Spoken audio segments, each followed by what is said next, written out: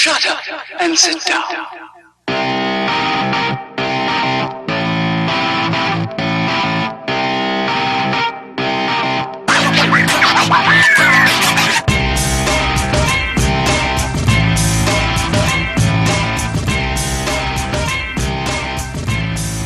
Howdy and salutations. Welcome to Broken Tip. Man, I was loud. A three-man creative debate podcast all about the greatest fake sports, professional wrestling. Sorry about your eardrums, everybody. Every week we each bring a different topic to the table. The topics can be ridiculous or serious, opinion or factual, creative or not, whatever we feel like. And as always, the topics for this week are in the description. On commentary, we have our Mark, the debonair diabetic dad, Lectern.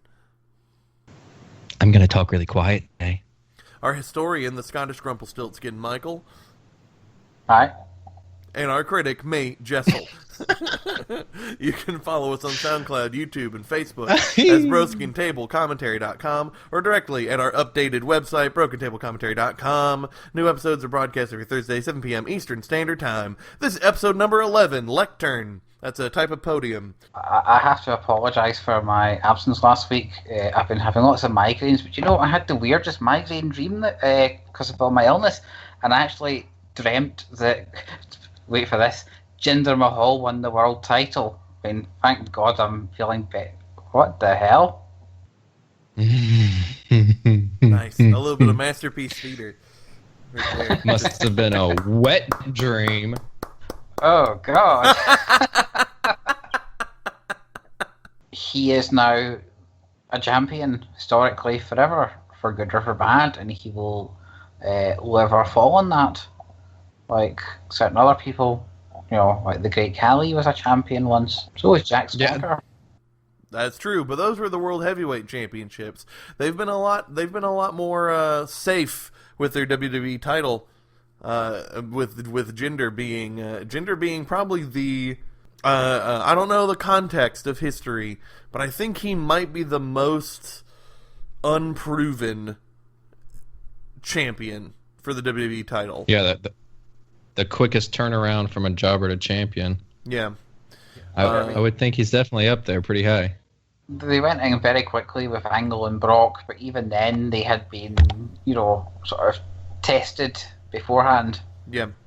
It's really interesting hearing not commentary, but interviews with Jinder Mahal now, talking about being just openly candid about how all this works and what's going on, about his mindset being different, about how he's working to constantly improve. And I want to give him all the benefits of the doubt. You know, he clearly is treating this like it's important. It reminds me of when The Miz won the 40th. Because The Miz would be another person who almost didn't deserve it when he won. Except Jinder Mahal was at a worse place on the card, but looks more like a champion than The Miz did. So it's about equal, about similar. It's very interesting to me. But The Miz, he hit the ground running and did all the media exposure. He knew how to be a champ. And Jinder, it seems to me that he's really going for it. And I respect that. All I would need him to do is continue to have at least matches that are as good as what he's been having on SmackDown. And if he has them better, then I think he'll be a good champion. Yeah, I mean, it's like, I don't think he was anywhere near ready for it, but speaking in my historical point of view, this is the most important title in wrestling. He's been given the ball. I hope he runs with it. Yeah. Can't be fairer than that. So a couple other interesting talking points. This actually happened last week, but Lenny and I forgot to talk about NXT TakeOver at all. Or at least I feel like we did. But Asuka has now officially surpassed Goldberg's streak. She is now the holder of the greatest undefeated streak in professional wrestling history. And Goldberg has given her props and passed the torch to her, essentially. It's really, really cool that not only is it a streak that's, one, working better than Goldberg's, and two, still has a lot of legs. it's pretty rad. And they're finally starting to acknowledge it. She's really going to have to debut with the streak intact on the main roster now, though. You think so? Yeah, that's where the problem comes in, because she's got the belt. Well, it's not beyond precedent for NXT champions to debut on the show while they're still champion. Kevin Owens and Big E Langston are two that come to mind off the top of my head. Paige did as well. Yeah, I'm not crazy about it. But it's a booking corner, and if they have her lose the title 1-on-1 as her storyline dictates on NXT before she debuts, then that ruins her, unbeatable thing before she's even on the main roster. Honestly, the thing that makes the most sense to me from a booking standpoint is to injure her. No, really. You injure her, you have the title stripped from her. It's kayfabe injury. You give her 3 months to work on promos specifically. Then she shows up on Raw or SmackDown. She was never defeated. She doesn't have the title. She comes back off of a fake injury, which means that she can come back as a babyface again, and we can start babyface transition into heel again. And you never lose the streak. It just seems the best booking decision to me. Yeah, it is the best, and it is the easiest to keep everything intact in the way that would be better for the fans watching. So I definitely agree with that. Although I don't know if I'd want to see her come in as a babyface. I think her having the streak and being a heel, I don't know. I actually prefer that over it. I'm sure it doesn't sell as much merchandise, but the heels are stronger on the main roster. Is my thought process. We need better baby faces. That's true, but maybe by the time that we got around to her coming in, good point. That might not completely be the case. Good point. If they pull the trigger and make Charlotte full baby face, that already helps that. So it depends on where she lands.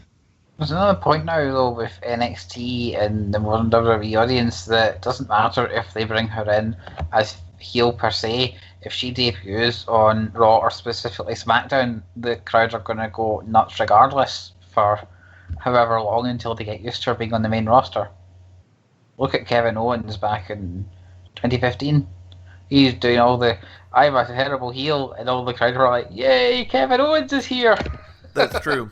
Yeah. I think the difference, though, there is that Kevin Owens was feuding with people that the crowd didn't really support. I mean, he came in and jumped right into a feud with John Cena, so they weren't really going to care that he beats up John Cena. There are enough baby faces like Becky, and unfortunately Bayley is one of them, that if you bring her in and she's beating up those fan favorites, I think that the crowd would turn on her pretty quickly, actually. I think there are the females are loved more than almost all of the male wrestlers are loved on the main roster. Oh yeah, if she comes in and beats the hell out of Becky, that would do it. 100%. I also really want to talk about, because for me, I have seen now my current frontrunner for best match of the year at NXT TakeOver, and that was Pete Dunne versus Tyler Bate. But Lenny and I both have a very unique perspective here, as we aren't UK citizens, and we have a UK citizen here on the podcast. So, Mr. UK, how do you feel? Podcast. How do you feel about 1, the match, 2, the title, 3, everything that's going on? How you feel about all this UK stuff? Well, I can completely ruin this train of thought right at the start by saying that thanks to acts of parenting, that's the one match on TakeOver I have yet to see. Although I've heard lots of great stuff about it. I'm looking forward to seeing it when I get a chance. While it is an excellent match, I do not consider it a match of the year candidate. So I am very interested to hear where Michael puts it as far as matches of the year go after he sees it. Tyler Bate he doesn't do well enough for me. I only have one other thing I was curious to talk about, and that was the happenings on Raw currently. But there's actually finally a mystery. There's finally some storyline continuity. There's finally something happening that we can speculate upon that's not just match outcomes, and that's this Kurt Angle, Corey Graves storyline thing going on. Corey Graves receives a strange DM, tweet, text message, something, and then he goes and shows it to Angle, and Angle's all, oh, this could ruin me if they find out. Who told you? People tell me things, Angle. That's all I can say. It's very intriguing. Now, I really, really, really like all this. Asterix. Unless it's Stephanie McMahon. Stephanie McMahon. Yup. Because if it's Stephanie McMahon, then it's just roll my eyes, same old, same Can't old. be right. I mean, they can't. Because they've done that so many times, and they don't ever do it that creatively. So there's a part of me that just says it can't be Stephanie McMahon. Why would they even be trying to make it so unique and interesting if it's just freaking Stephanie McMahon? Like, why wouldn't Kurt just say, not Stephanie? It better not be Stephanie. It's Hornswoggle. It's a raw mystery. The answer's always Hornswoggle. Or what was Hornswoggle's name going to be? If he, Big Nick? Yeah. Yeah, it's Big Nick. So yeah, I'm hopeful. I want that big soap opera storytelling stuff. It's a thing that WWE has forgotten that they did 17 years ago, and I really want to see it. You know, hell, I recently had to watch some old soap opera stuff for one of our topics, but not this first one. Let's go ahead and do our first topic. I'll be leading us in with a music-based one. I want all of us to pick the 5 greatest wrestling entrance themes of all time. Now, what does greatest mean? Greatest means whatever you want it to mean. For me, it meant most listenable. It meant the 5 that were by themselves songs that I wanted to hear. They got me pumped. I wanted to hear it whenever it's on, and it's random. I never skip it. And to be fair, one of my 5 is entirely ironic. Ironic's cool. Just so entirely ironic. What was your guys' criteria before we actually go into them? How did you whittle it down to 5? I would say that, yeah, it goes with songs that I would want to listen to. Several of them kind of fit the same genre of music. And then songs that are absolutely iconic with that character, stuff that has stuck with them, not something like, not one of many that they went throughout their career. Although one kind of is, but not really. So that was my criteria. What I basically did when the question was asked is the first 25 that I thought of, I wrote down, because, I mean, if they're the first 25, those are obviously the ones that have stuck with me. And then from 25, then I started narrowing it down from there. So I didn't just go through endless libraries to be reminded of songs. I went with the ones that were already planted into my memory throughout the years. And I got a good mix of older and newer ones through doing that. So that was my process. First 25, and then I built down to 5. Well, I went through endless libraries of stuff to try and remember. And I came up with a short list of 234 songs, which I've been really struggling to decrease somewhat over the course of today. And the songs are there for,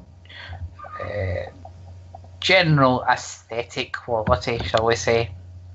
Be they good riffs, or they kind of get you dialed for the wrestler coming, or, just general subjectivity. I have a big folder of entrance themes I love, so I kind of did a little bit of both. There were a couple that just immediately struck out, and I wrote them down, and then I went through the folder and was reminded of some other ones. Then I literally just listened to all, I don't know, what 60 I had. I took an afternoon and just ranked them. So why don't we go just one at a time? I want to go with my probably the one that would be the most under the radar for most of us. I'm going to go with that one first, and that is the specific Finger 11 cover of Kane's entrance music. that song, except it's done by Finger 11, because in 2003 they had Forcible Entry, where a bunch of rock bands covered a bunch of WWE superstar entrance themes, or they wrote songs specifically for them. Yeah, that one always really stuck with me, because Kane's theme has always been really good, but the Finger 11 cover made it a full song, added lyrics and a driving bass and that awesome guitar riff. So that one had to make my list. As number 5, I have Trish Stratus's theme song as my 5th best theme of all time. It starts off with the little oh, and then it pumps into I guess not pump, then it goes into the rap song about running things and being the boss. They don't use the word boss back in those days. This time I'm in control. She gets the keys to the city. That's how she gets down. It's just a very sexy song, and then it's a very empowering song, and that is exactly what Trish Stratus' character always was, and it's just a really, really good song.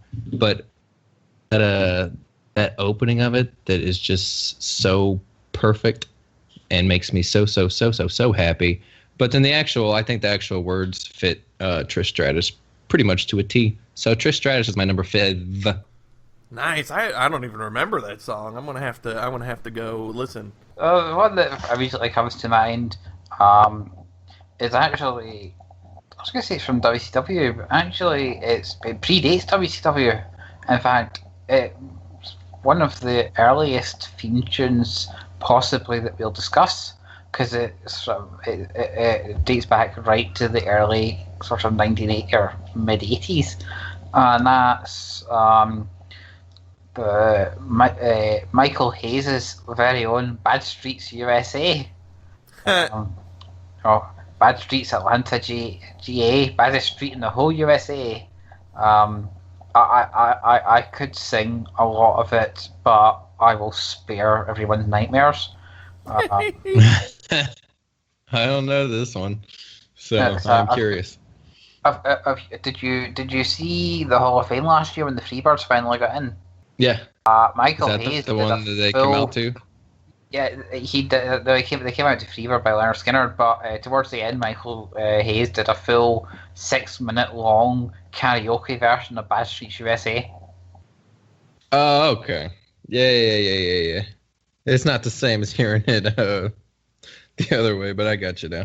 Oh, it's very catchy. I mean, I heard it long before I'd even heard of the Freebirds, and I can still remember most of the lyrics off the top of my head. So, yeah, it works in a completely different way to most of the answers on my list. My next one is my ironic one, because this song is so terrible, it's become essentially a meme among me and my friends. We play board games or Magic the Gathering, but it's the Rob Van Dam TNA theme. Do-do-da-do-do. Rob Van Dam! Do-do-da-do-do. The whole fucking show! Do-do-da-do-do. It's so wonderfully bad. It's so... There's even the line, flip, kick 'em in the yams! I love it. I hate Rob Van Dam so much. I love that song, though. I love it. It's that makes me so mad. If you haven't heard that song, the TNA specific version, it's so wonderful. Oh my! 5-star frog splash, gotta do. Whole fucking show.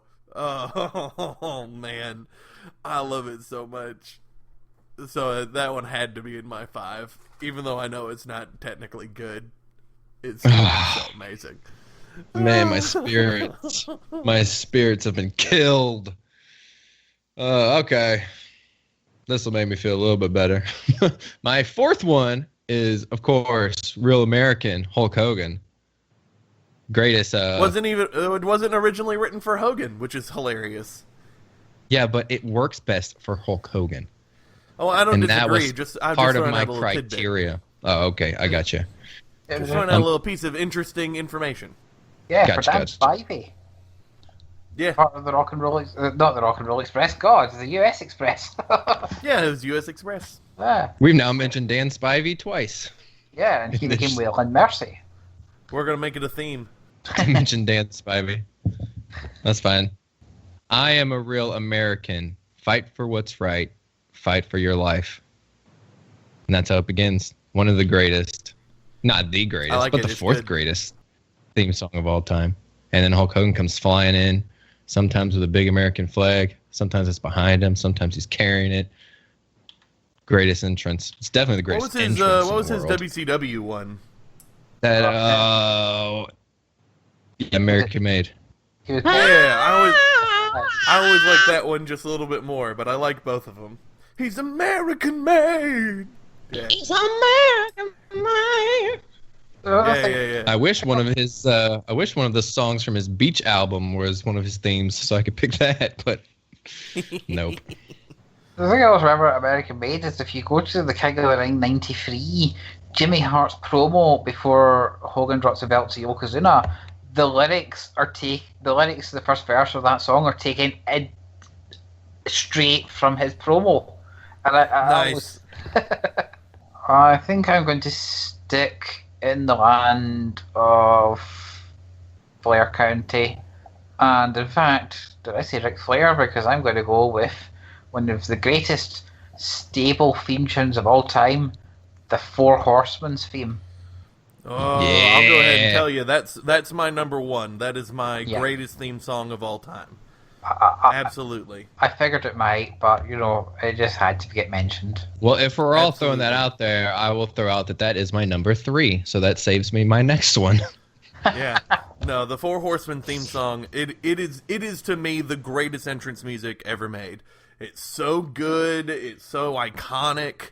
It's not too cool for bad guys, it's not too wimpy and poppy for good guys. It's great.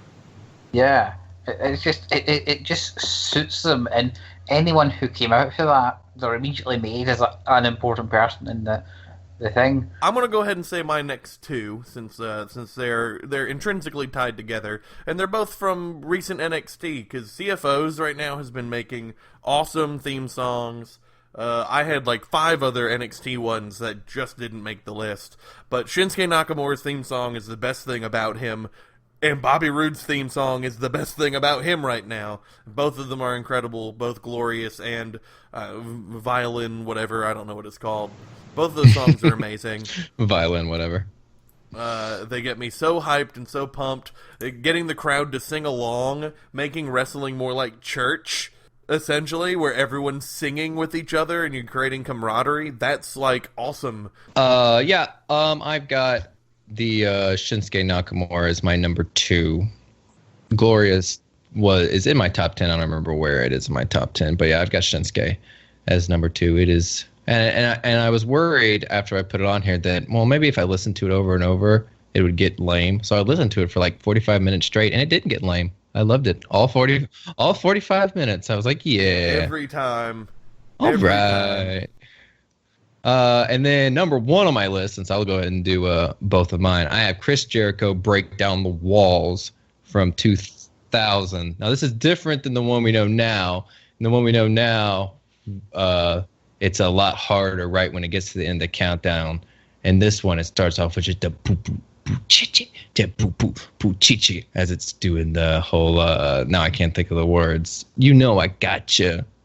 Break the walls down, and it's a slower start to it. This is right when he shows up in the WWF, and That's the original album version, right? yeah. But Yeah. it is important to note that slight difference at the end of the countdown, that the music builds up a little bit slower, and that is the best theme of all time. Is Chris Jericho's Interesting. slower intro, Break Down the Walls. My Scottish second sight tells me that Mr. Perfect might come up in the near future. Therefore, I might drop his theme tune for 3 other people. So I will go in inverse order of quality of wrestler. So here's a great theme for somebody who wasn't a really good wrestler, and it's also very forgotten now, which annoys me. And it's the instrumental heel theme for Mark Merrow in 1998 in WWE. It's a guitar shredding, adrenaline surging. It is a really great sort of get you going theme, and it got completely wasted because it was used for somebody really awful who left the company and they've never used it ever again. It's like that was when they randomly picked who got what theme that day. Man, Jim Johnson must have been swearing. Which leaves us with two far more famous theme tunes. One is Diesel's one from 95 to 96 in the WWF when he was champion. Not the original one, which is just a truck going for 3 minutes long. The one, yeah, the Diesel Blues one. That was my favourite theme as a kid. And then when he came back and never used it in 2002, I was so pissed off. And number one, which it could only be one theme for me. It's the one me and my sister used to always sing it together, and then like it would be a running joke in school whenever somebody would go, "Oh, what's such and such?" They go, "Oh, well, everyone's got a price, $1 million man," and yeah. Ted DiBiase's theme tune, which actually doesn't come in until like 1991. It's really, oh yeah, it's really great. It's really late in his tenure there, but it is amazing. Yeah, I had that one in my top 10 as well. That is a great one. Yeah. Yeah. So there, I managed to get it from 234 down to 5 for the podcast. That's good. Well, there we go. We have given you guys a lot to listen to. I know I have a couple I need to listen to. Mark Marrow and Trish. I don't remember those, so I need to go listen to them. But I think we have now created a nice listening mix for people to drive around and want to kick open doors and beat heads and work out and do whatever you do with playlists. I don't ever listen to music. Yes, you do. You were listening to music when I picked you up yesterday. What? Oh, I guess I lied. Let's go to topic number 2. What an unnecessary thing to lie about. Okay. Topic number 2 is mine.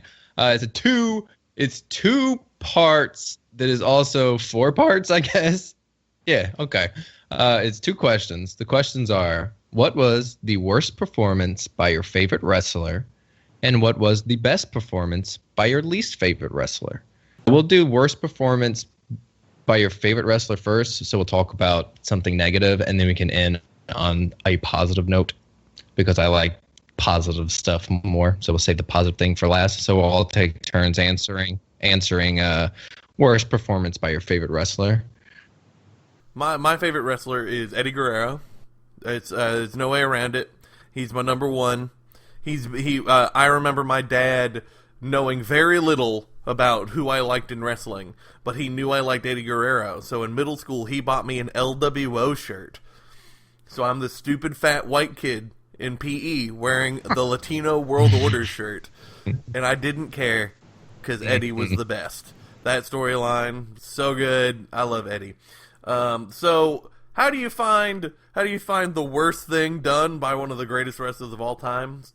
I had to stick to the word, because he hasn't had a bunch of great matches, but almost even his worst matches are better than most people's matches. So I look through promos and look through other things, but for me, the word that stuck out for me was performance, and that hit home to me for his worst one to be his match versus Chris Benoit at One Night Stand, ECW One Night Stand. And it really is because it is his worst performance. You can tell there's no pep in Eddie's step. He doesn't feel like or seem like himself. Everybody has an off day, and Eddie's off day is still a pretty good match. But there were a lot of rest holds, not a lot of story going on. If it had been on a Raw, I bet no one would have thought anything of this match. But it was on pay-per-view, and it didn't hold up to what should have been a great Eddie Guerrero, Chris Benoit, ECW technical match. Yeah, that was the one match on the card that was supposed to be the throwback to the technical aspects of ECW back in the day. The damning part of the whole thing is the look of emotional pain and disappointment on Benoit's face after the match, as he just stares at Eddie once the match is finished, and you can clearly see Eddie saying, "I owe you," and then apologizing. It is very, very sad to see my favorite wrestler in so much pain and so disappointed, and see arguably my second favorite wrestler being so upset and so frustrated. Yeah, I almost picked his ladder match with Rey Mysterio for the custody of Dominic. Oh. Talking about that old school soap opera stuff. But even in the first few minutes, Eddie comes out and he's yelling at the crowd and he's doing his dance and he is in character. And all of that was vacant in One Night Stand, so I had to go with One Night Stand. Eddie's heel work in that ladder match is really good. So, absolutely. Eddie Guerrero was my second favorite wrestler. Not that anybody was asking. I won wrestlers matches for the rest of my life. Who would I pick? And this is just probably due to the fact that he has more matches at this point. But I picked Chris Jericho as my favorite wrestler of all time. He can usually bring out a good match in anybody. He's willing to put anybody over. He's been everywhere. He's done everything. He takes a lot of hiatuses, which, as a rock star, you have to do that. So it tends to mean there are certain times towards the end of his runs where he's sort of just ready to get out of there. And this match falls under one of those umbrellas, but it is the Jericho versus Cena You're Fired match in Raw, August 22nd, 2005. The stipulation is this is Jericho's last shot to win the WWE title from John Cena. They've been feuding for the whole summer, basically. And if Jericho does not win, he is fired from Monday Night Raw. Which Cena at this time, this is when he's just been put into Monday Night Raw just a little bit earlier in the year. And so he's really getting pushed as the face of the company, and the crowd's getting tired of him, and he's really green. He's not very good. So Jericho already is going to have to do extra work to make Cena look good. And at this point, this is like their fourth match. So Jericho's already tired of doing that. And Jericho's character at this point is he's basically Eric Bischoff's goon. So Jericho wasn't really into the character, and that was obvious. So instead of seeing a lot of the Jericho moves, because Jericho has a good move set to where if he's a face or a heel, he's still pulling off the same moves. Well, instead of that, you get stuff with brass knuckles and him trying to get cheap roll pins and stuff like that. Which is that's not his fault. That's booking of the match, sure. But the whole match, you can tell that Jericho is tired of putting over Cena all summer, tired of carrying the matches, is so ready to get out of there and take this hiatus. He's ready to be gone. He's just ready for this match to be over. He just looks exhausted the whole time. He's overselling moves to the point where it just looks goofy, kind of like the Shawn Michaels Hulk Hogan match, which I believe is also in 2005, where nothing's even happened to Jericho, and he gets put up on for the attitude adjustment. And he's just flailing his arms and legs around like he's glued by his stomach to the shoulders, but he's not really trying at all to get out. And then Eric Bischoff has to call out security to get Jericho dragged out of the arena. And the whole time Jericho's yelling, "No, don't fire me." And he's just overacting so bad. And he's such a good actor, and he's done heels so often. But this specific heel character that he's playing, he had a hard time playing it. And he was so ready to be gone. And all that just combined to make it Chris Jericho's worst performance. And then he left, and he didn't come back till 2007. So he was gone for 2 years. So that is Chris Jericho's worst performance. I haven't seen the match, but I've seen the firing angle. So maybe watching both back to back will make the difference. But I love the overacting as he's getting fired, and I know that Jericho has at least recently also talked about how great that segment, that was the way he wanted to go out. So it's very interesting. I'm gonna have to watch the match and get the context of it all. I mean, some people may like it. Some people may have enjoyed that character. But just comparing all the different Jericho characters we've seen,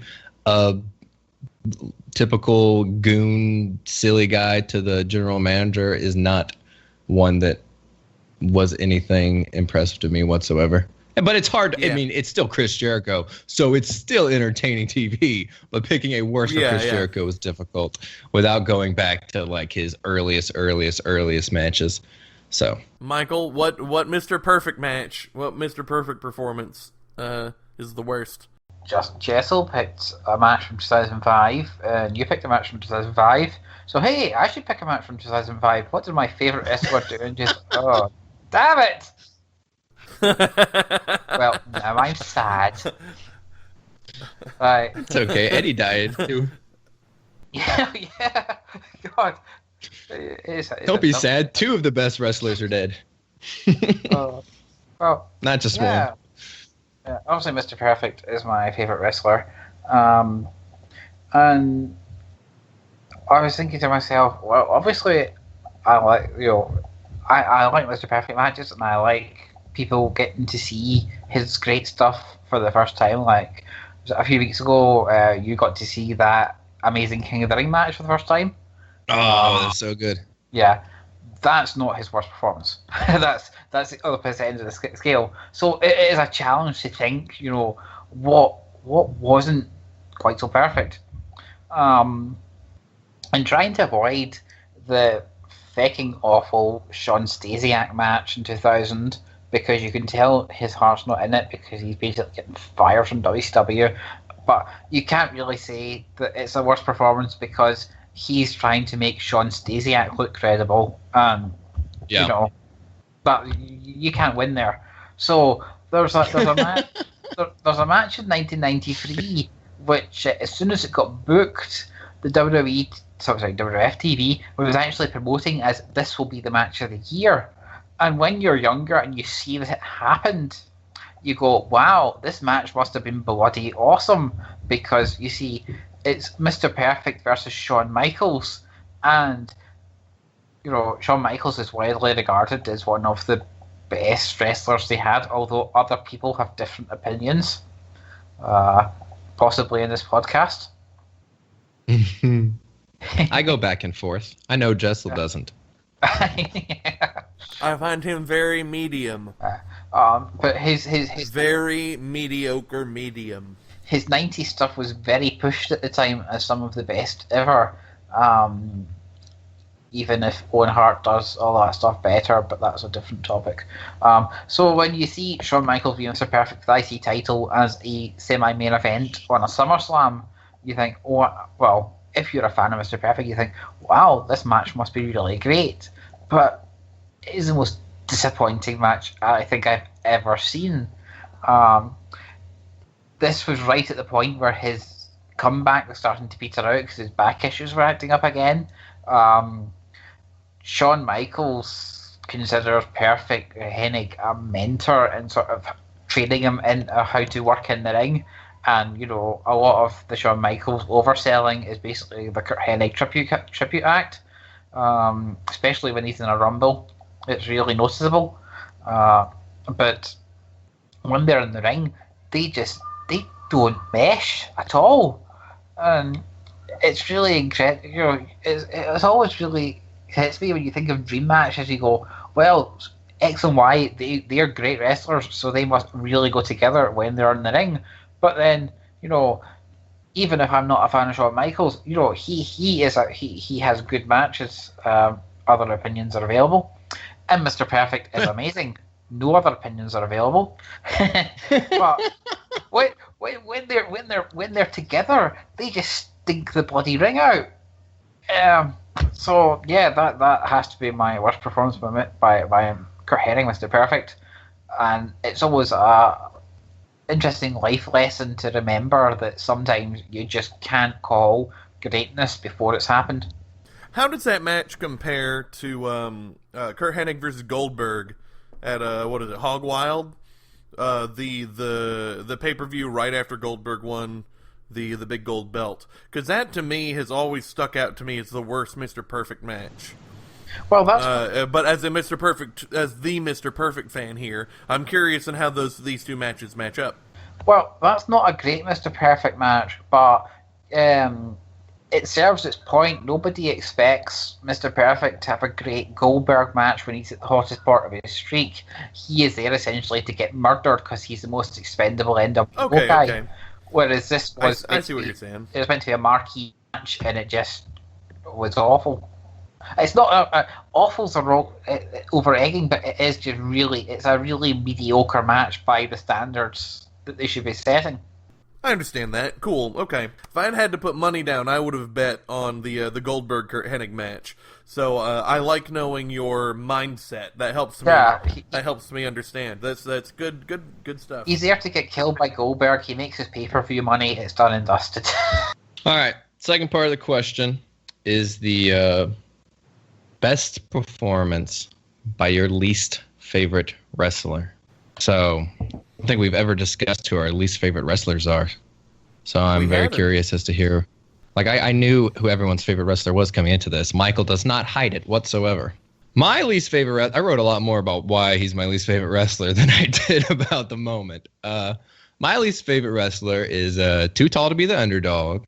He's too small to make someone else feel like the underdog. And he has too crappy a moveset to carry on a decent wrestling match. And that, of course, has to be crappy-ass Tommy Dreamer.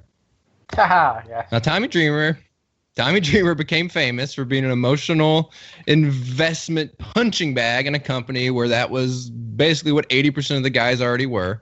But Tommy Dreamer was not interesting.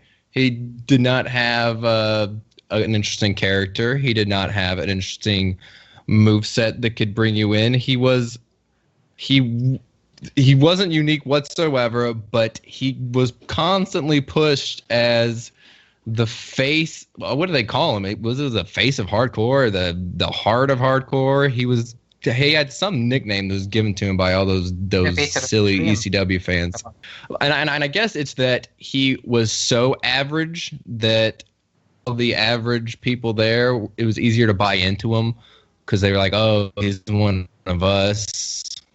We want to see him succeed because he looks like he could be us, and he knows how to swing that chair and that stick at that guy. He can't do any moves or anything. Who I've never found joy in watching someone couldn't be a wrestler because that's more like me. I want the villains. That's the whole point of wrestling. But ECW offered something different, and I guess a lot of people like that. Then he gets moved over to WWE later on, as we all know, and he still gets pushed that way. He's pushed as this sympathetic babyface, and even this new 2005 through when he had that ECW run, 2012 crowd, there's still people that bought into it and they still liked it, and I never ever understood it. I don't understand what is entertaining about a guy who bleeds and has no moveset whatsoever. So he falls into a category of most of those ECW guys, but he kept getting pushed as the one that we're supposed to care about, and it's just impossible to care about him. But I had to find a moment, and it was very difficult to do. I couldn't find a wrestling match. I'll just go ahead and say that. There was not a actual wrestling match that I could decide that I liked for Tommy Dreamer because they're all just trash. And I didn't want to watch a whole lot to give it a chance. But there is a moment, a performance that is a very good Tommy Dreamer performance. His timing with the crowd is really, really great. The other people involved in this segment do a really fantastic job. He takes the crowd from being uninterested in the match to all chanting his name. The commentary all fits it in great. And it is the end of the Singapore Cane match. The Sandman is also trash, but he's not as bad because he actually had a character that wasn't, look at me, I'm an average chubby dude, please love me. The loser of the match had to receive 10 lashes with a Singapore cane. And so he goes and he grabs the top of the rope and he gets his back ready. And a woman comes over there and she's telling him, oh, if you get down on your knees and you beg, we won't make you take any of these lashings. And he's like, no, I want it. Please, sir, give me one. And then Sandman smacks him with it, leaves this big, long red mark, and it starts bleeding. And he sells it so well. I'm sure he's selling it so well because it hurt like hell, because it looked so painful. But then he falls on the ground and he pulls himself back up, and slowly the crowd's getting more into it. And then goes back. She gets him. He goes, get on your knees and beg and plead and we'll stop it. And he goes, no, please, sir. I want some more. I want another. And he grabs the top rope and he clinches it and he gets another one from Sandman. And Sandman's smoking the whole time he's doing this. And Tommy Dreamer is just timing out his lines and he's timing out his intensity so perfect. But then by like the fifth or sixth lashing, and Tommy just keeps getting back up and taking them. Tommy, and commentary's going, this guy belongs. This guy's hardcore. And it's a fantastic performance. His acting in it is so good. His timing is so good. His promo work is so good. His intensity is so good. He never replicated it. He never matched that ever again. But his performance during the Singapore Cane lashing segment is the best thing Tommy Dreamer has ever done. I need to jump in here and say that I don't agree at all. I think Tommy Dreamer's great. I think his character's phenomenal. I think he's a great actor. I think he did awesome stuff in ECW. I've even mentioned earlier when I finally watched the ECW Scramble that he was the best part of that bad match.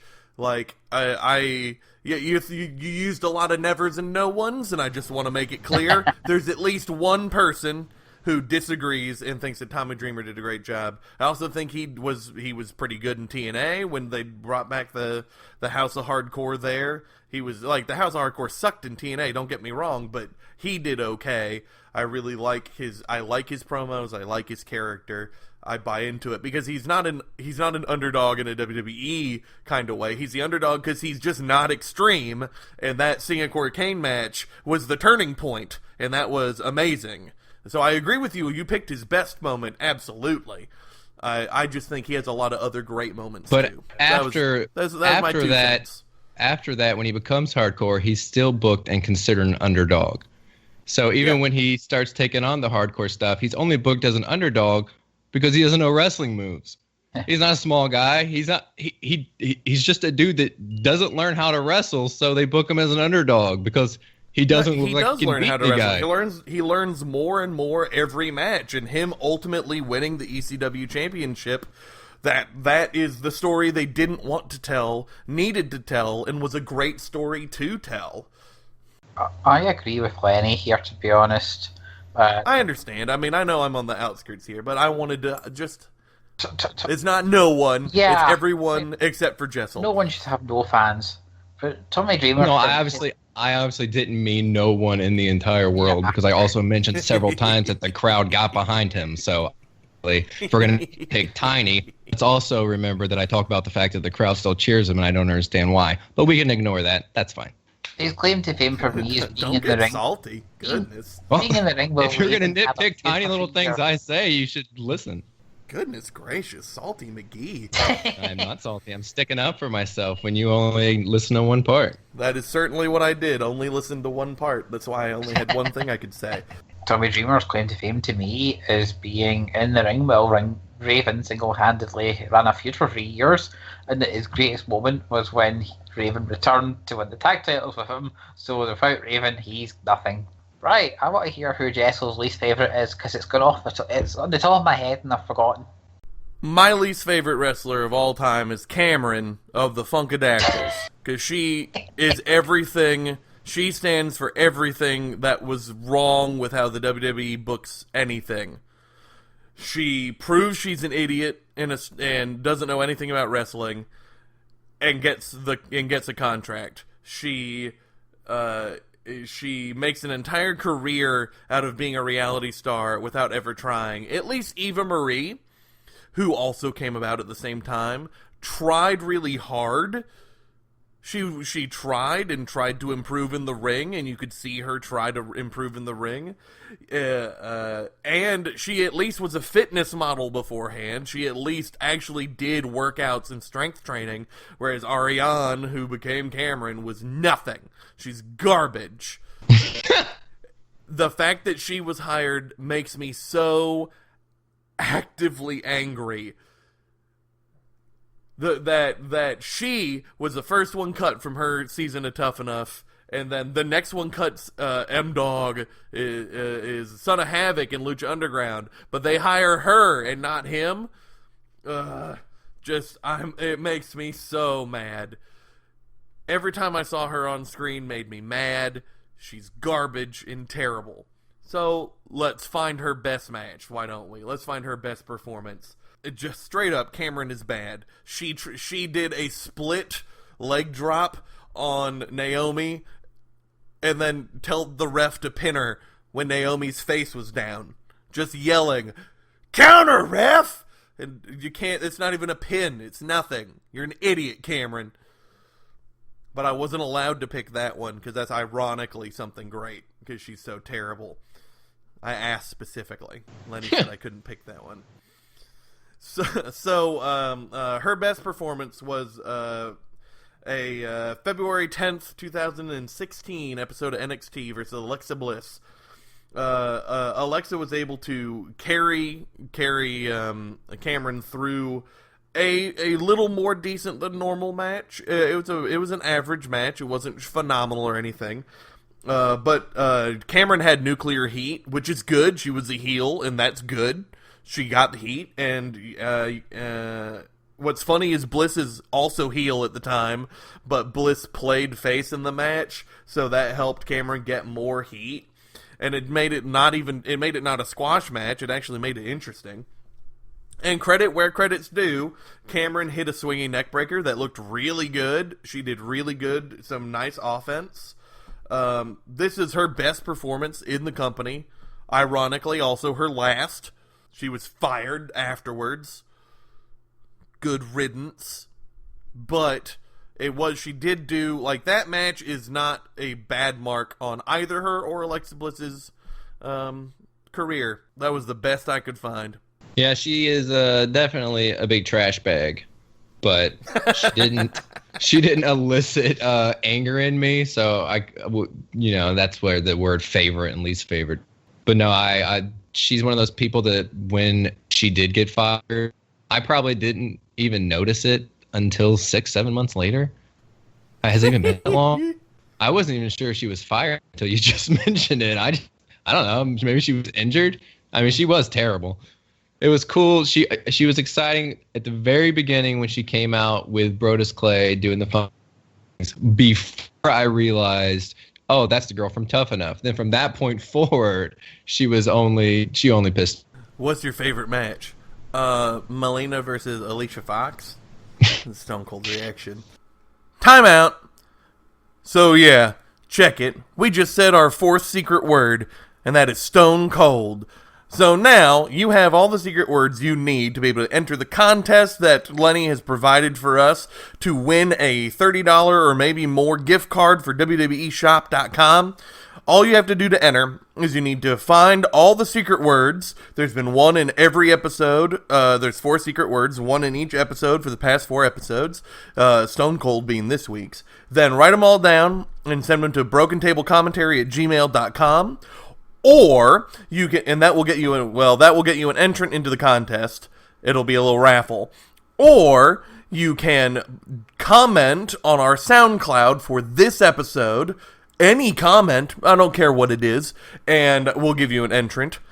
Or you can send Michael a get well soon wish on our Facebook wall, and that'll get you an entrant as well. So those are all the ways you can enter in this contest. We're going to poll and get you guys the chance to get some cash. Lenny has very, very kindly offered to do this, and I want to thank him for doing that for us. And thank you guys, because I'm not eligible, so screw you guys. I still don't have my Maharaja shirt. That was one of the words, by the way. Spoiler. I guess I'm done now. So, time in. Oh yeah, Stone Cold reaction was amazing there. He double takes on her. He does a triple take. It's almost like a triple take. Oh man. My least favourite wrestler of all time has been a very steadfast opinion which I've had since the first year I got into wrestling, and it's never changed because I just really couldn't stand the chap. And it is somebody who actually has fans online and it's Billy Gunn. Oh right, I did know this. Yeah, I feel like I knew that too. But he he is the first example of somebody who got over pushed beyond his abilities continuously when I got into wrestling, and because this happened at such a formative age, and because he keeps coming back, I can't escape him. It's sort of it's a stuck. Yeah, I have sort of a nostalgic kind of hatred of Billy Gunn because, yeah, when I got into wrestling, he turned heel and he feuded with Road Dogg, who I've always quite liked, and he won that feud decisively. Then he won the King of the Ring, which I've been looking forward to. Then he took on The Rock, and it sucked. Then he took on Mick Foley, and it sucked. Then he took on Steve Austin and Triple H, and it sucked that he was getting pushed as this big deal. In fact, he even got the WWF Champion Waiting to Happen moniker. He got injured, which screwed over Road Dogg for his push at the time. Then he got a big comeback and an IC title reign, where he was getting really pushed. And some people might think this is where I put in the good performance. But here he had a match with Eddie Guerrero where he sucked and he injured Eddie Guerrero. And then he had a match with Chris Benoit where he dropped Chris Benoit on his fucking head. Luckily, Chris Benoit never had a history of neck injuries or anything like that. The only good thing at this point is he had really great music when he was the one Billy Gunn, but it's completely wrong for him because it was great heel music and he was still trying to be the babyface. When he became a heel later in the year, they used different rubbishy music. And then he got a comeback in 2003 and another big one in 2004. He got so many chances and pushed as this top face contender more than his capabilities were. And it just really, it still irks. So for his best performance, you're going to pick a Billy and Chuck match, yeah? No. Yeah. But Billy and Chuck! But Billy and Right. Chuck. I really struggled with this because, when I think of Billy Gunn, I don't think of competent matches. Or in general. But one came to me, and it's sort of a cheat, but it is a genuine, he's quite good in it, and if that comes from me, his biggest critic, then I feel I have to go with it.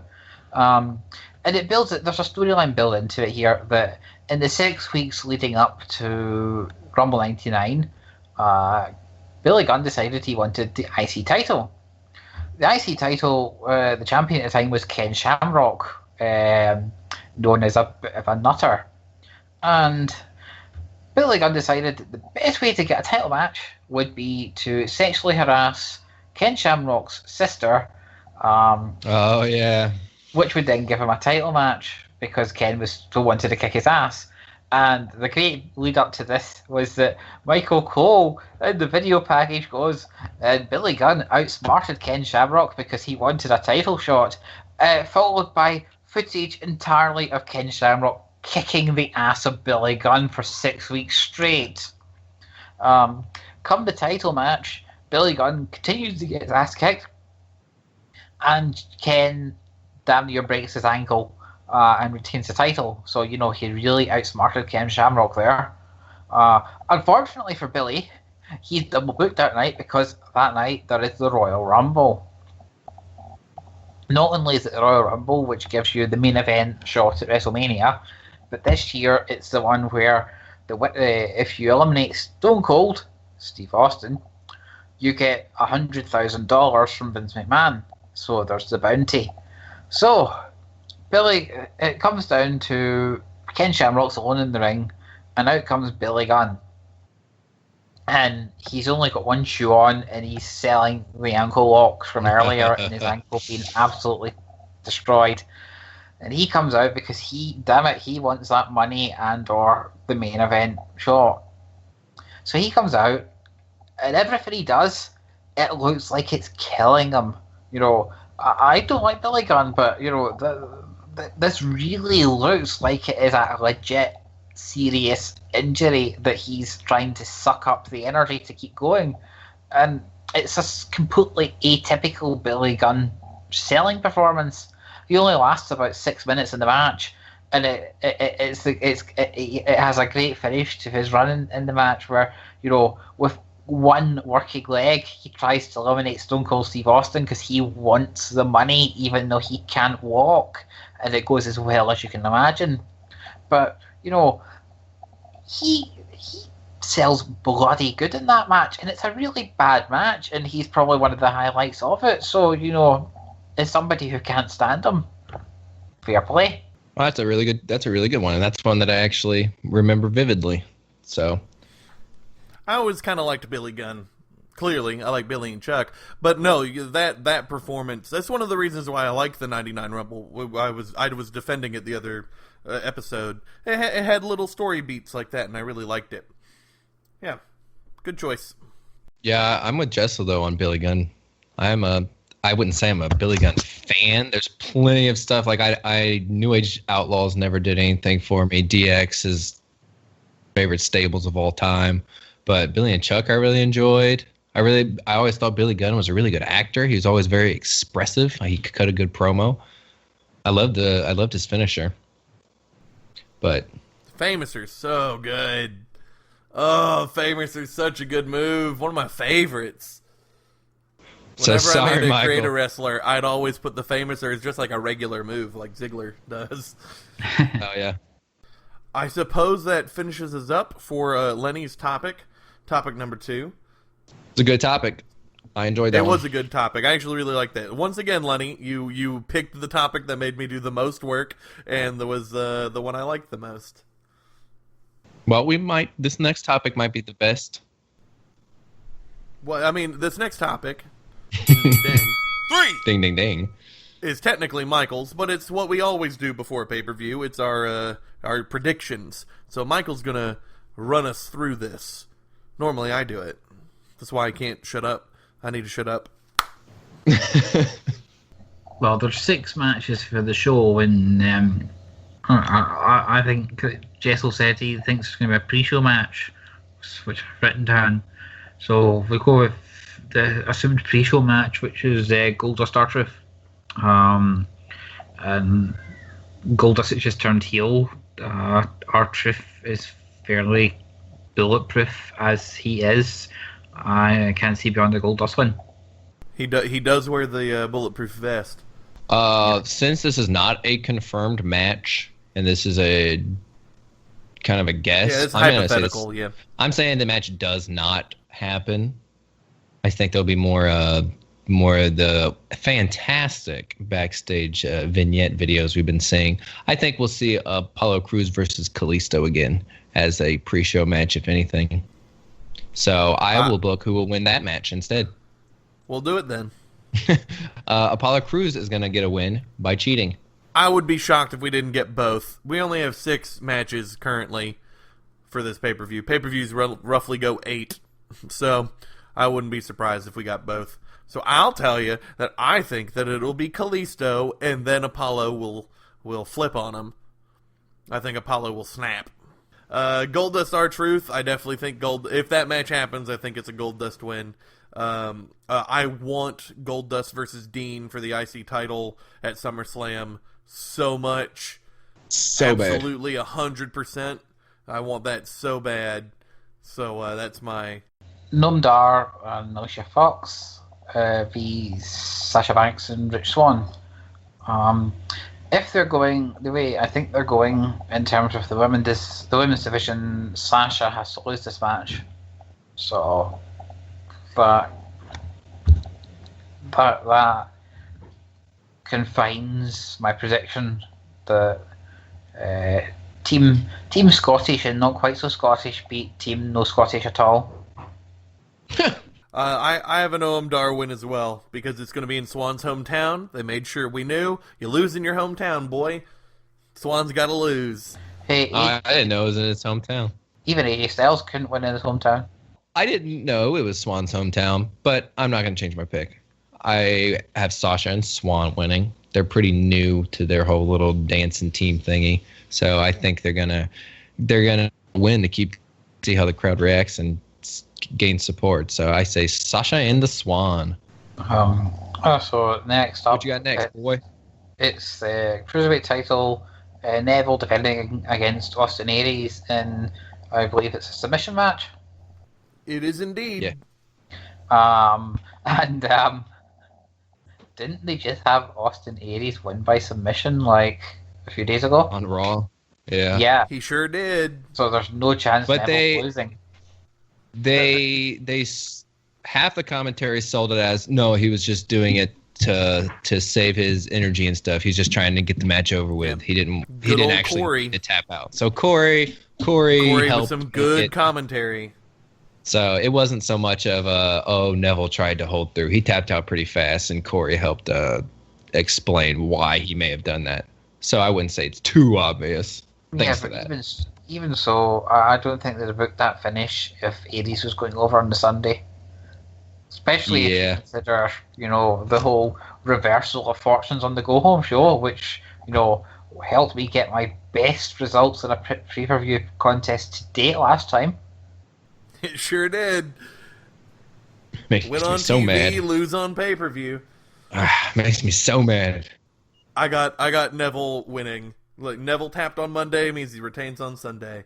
On top of that, he's getting so much heat as himself, and then he got so much heat on 205 Live from tapping out. He just got enormously loud "you tapped out" chants. So absolutely, they're gonna have to keep it around. So I'm expecting a finish where he does tap out, but there's a ref bump. Then TJP hits him hits Austin real bad, and that finally finishes all that up. Especially on top of all that, if Neville loses, then this whole TJP storyline ends. Nothing happens. The whole story here is that he convinced Perkins to help him keep Austin from winning, so that then, and Perkins like, and I get a title shot next, right? And Neville's like, oh, sure, totally. But if Neville loses the title, then that storyline has no payoff. So I think Austin has to lose. I don't think it has no payoff. I say that he just has to keep manipulating TJP. It just changes the manipulation to, and we got to get the belt back. And then, of course, you'd be the first one. And then it changes so they're both chasing the belt together. And so then you have TJP thinking, okay, do I really need to make sure he wins the belt to get my shot? Or maybe I can just bypass Neville altogether. I think it adds another layer to the storyline. So I actually have Austin Aries winning. And then we see Neville and TJP see how they deal with this deal that they have and this new friendship, as both of them would then be chasing it. So that's what I have happening. So, next I have the tag titles. The Hardys versus Cesaro and Sheamus. And I've not written down the stipulation. Cage, right.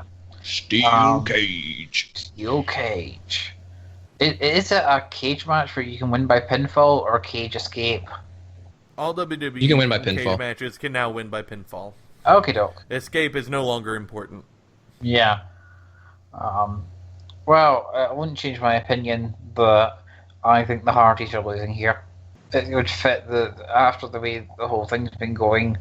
Cesaro and Sheamus kind of need to win the belts, and I think or suspect that it might help the Hardys, shall we say, storyline.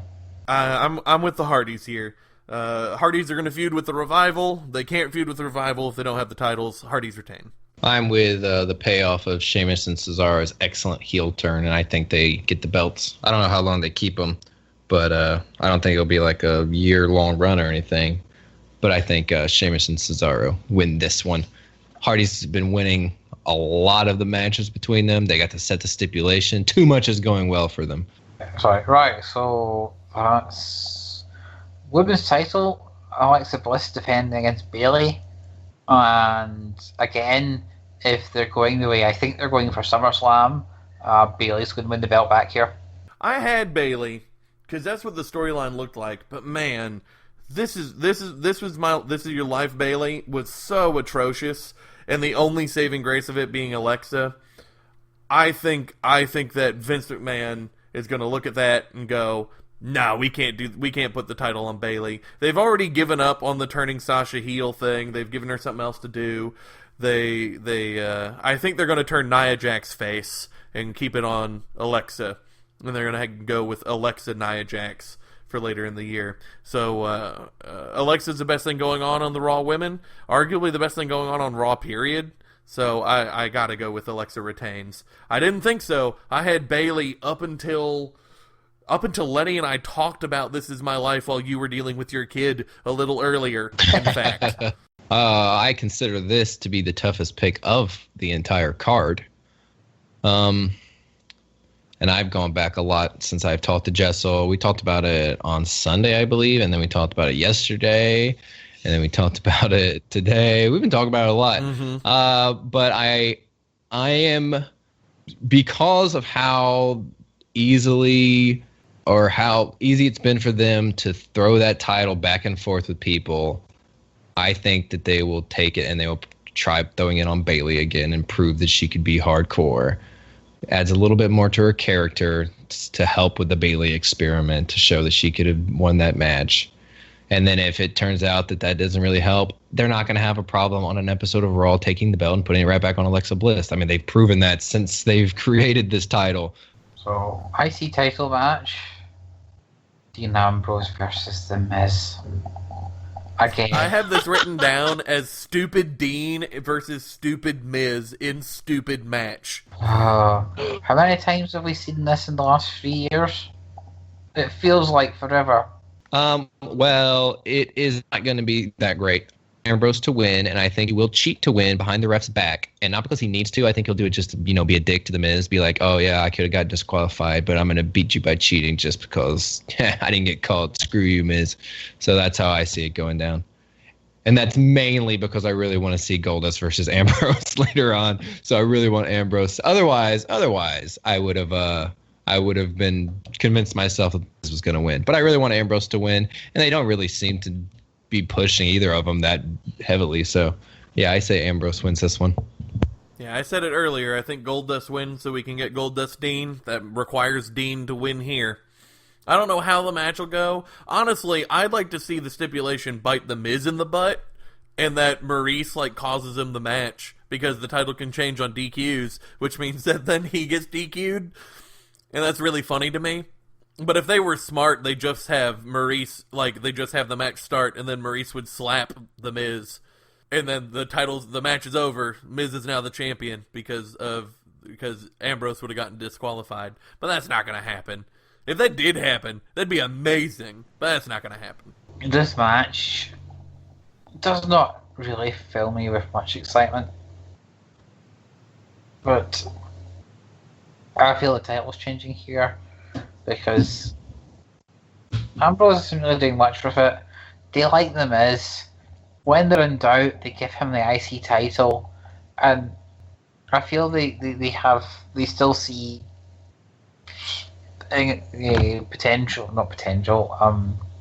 sort of qualities in them, given that they just gave him the big WrestleMania match with Cena. And there's more faces on the roster for him to face with, whereas Ambrose is just treading water. So I think we're going to have the annual IC title win by The Miz here. So we have a clusterfuck main event. You love these this kind is of straight matches. Michael BTFI booking right here. I know. Yeah. Damn it. I'm going to have to keep those checks quiet. But yeah, it's a 5-way match to determine who gets the right to be killed by Brock Lesnar. That was the same joke I was going to make. Oh, and it's Samoa Joe, Bray Wyatt, Finn Balor, Seth Rollins, and Roman Reigns, right? They haven't added anyone. Yeah, right. Right. And it's fairly obvious to me that Roman Reigns is winning this. You should never bet against Roman Reigns on pay-per-view. You should never bet on Roman Reigns when there's going to be a match with Brock Lesnar on the card. And yeah, they're going to go all out. It's going to be Reigns looking big, so that he can have a match with Lesnar next month. I think Lenny and I both disagree there. Yeah, I don't know if I'm putting words in your mouth, but this is just one fall to a finish, right? This is an elimination. yeah, one fall to a finish. So, I mean, Roman doesn't even have to be involved in the fall, so I definitely do not believe Roman is winning. I believe that Bray Wyatt is going to win this match. Interesting. Because I think everybody else that's involved in it has more to contribute in the WWE's eyes throughout a Brock Lesnar feud, and this is just going to be who gets beat by Brock Lesnar, basically. So I think Bray Wyatt is the best setup to win this match. See, I'm going for Seth Rollins because I do honestly still think they're going to go with Wyatt versus Finn for their SummerSlam feud. So I think that we're going to have those two are paired off, and that leaves us with 3. There's no way that Reigns is getting near Lesnar at Great Balls of Fire. They're going to at least save it for SummerSlam. So there's no way Reigns wins. So that leaves Joe or Rollins. And I don't think they'd feed Joe to Brock Lesnar. So that leaves Rollins. Just process of elimination for me.